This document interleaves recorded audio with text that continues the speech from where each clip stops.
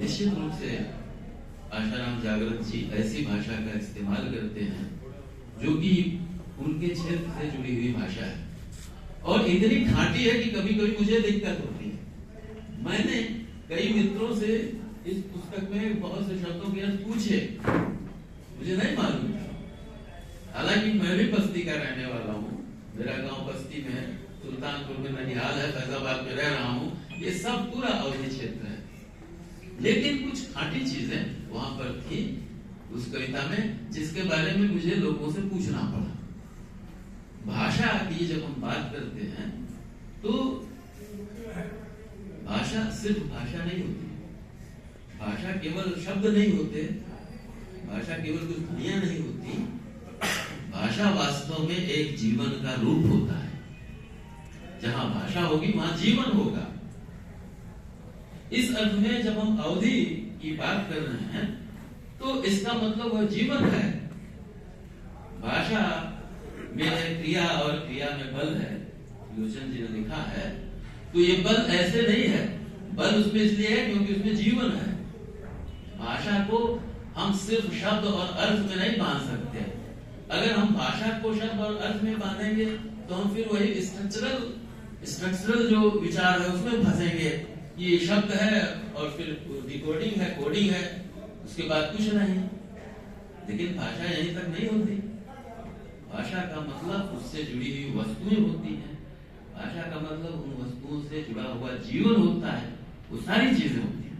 इस अर्थ में ये कहा जा सकता है कि जिस भाषा का आशाराम जागृत जी इस्तेमाल कर रहे हैं वह वास्तव में एक तरह का जीवन रूप है और इस जीवन रूप को आप उनकी कविताओं में देख सकते हैं।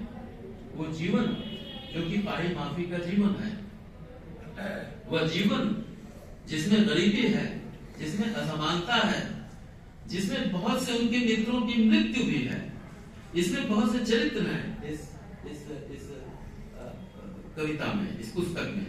जैसे कहिया है, कुमारे हैं, बुलारे हैं, इसमें से बहुत से पात्र सफर करते रहते हैं और बहुत से पात्रों की मृत्यु भी हो जाती है। उसके अलावा एक और चीज है जो कि महत्वपूर्ण है, वो ये है कि किसी भी व्यवस्था को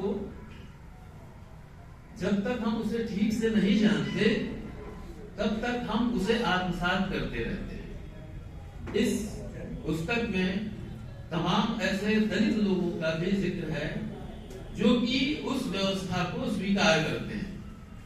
यह उस व्यवस्था का आत्मसातीकरण था जिसकी ओर अंबेडकर जी ने भी संकेत किया है। यह जो कोई भी व्यवस्था होती है वह व्यवस्था केवल वे लोग नहीं स्वीकार करते जिसका उनसे लाभ होता है, उस व्यवस्था से वे लोग भी उसे स्वीकार कर लेते हैं जो कि उसका शिकार होते हैं। पुरानी बातों को याद करिए तो लोग कहा करते थे कि भाई हमारा जन्म दलित वर्ग में हुआ है, तुम क्या करें, ईश्वर ने ही हमको ऐसा बनाया है। ये एक तरह का आत्मसातीकरण था उस व्यवस्था का। उस व्यवस्था का आत्मसातीकरण भी होता है इस चीज में, लेकिन साथ ही साथ उसके विरुद्ध एक तरह का प्रतिरोध भी है, एक तरह का विद्रोह भी है। इस मामले में ये स्थिति बहुत ही महत्वपूर्ण है। और उसके अलावा एक और चीज है जिसकी ओर हमारा ध्यान जाना चाहिए। ये किसान आंदोलन का दौर है और किसान आंदोलन ने अभी एक सफलता दर्ज की है।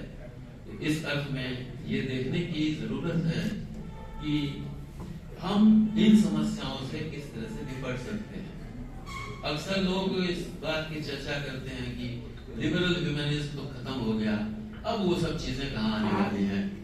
लेकिन आप ध्यान दें कि एक दौर में जो ये कहा जाता था कि जैसे जैसे समाज का विकास होगा वैसे वैसे ये असमानताएं दूर होती जाएंगी। वे असमानताएं थोड़ा बहुत दूर भी हुई हैं, हद तक दूर हुई हैं, लेकिन हमारी राजनीति ने उन असमानताओं को बनाए रखने में बड़ी महत्वपूर्ण भूमिका निभाई है।